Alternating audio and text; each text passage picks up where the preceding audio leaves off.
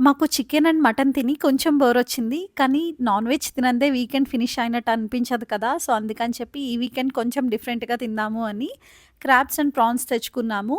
పీతల పులుసు అంటే నాకు చాలా ఇష్టం. అండ్ పీతల పులుసు నెక్స్ట్ డే తింటే బావుంటుంది కదా! కానీ నెక్స్ట్ డే ఆగేంత వరకు మాకైతే ఓపిక లేదు. సో, అందుకని చెప్పి మార్నింగ్ ఎర్లీగా ప్రిపేర్ చేసేసాను. సో దట్ మేము లంచ్ తినే టైంకి కొంచెం ఊరి ఉంటుంది కదా! అప్పటికి టేస్ట్ ఇంకా బావుంటుంది అని చెప్పి ఎర్లీగా చేసి పెట్టేసాననమాట పక్కన.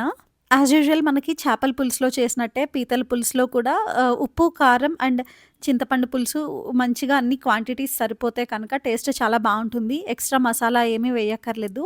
కానీ ఎక్స్‌ట్రా టేస్ట్ మనకి ఫ్లేవర్ ఇక్కడ యాడ్ అవుతుంది. వంకాయ ముక్కలు, బెండకాయ ముక్కలు వేస్తే అసలు టేస్ట్ ఈ నెక్స్ట్ లెవెల్ ఉంటుందనమాట పీతల పులుసులో అండ్ చేపల పులుసులోను. మీరు కూడా ఇలా ఇష్టపడతారా? నాతో కామెంట్ సెక్షన్‌లో చెప్పండి. అండ్ పీతల పులుసు ఒకటే కాదు మేము ప్రాన్స్ కూడా తెచ్చుకున్నాము.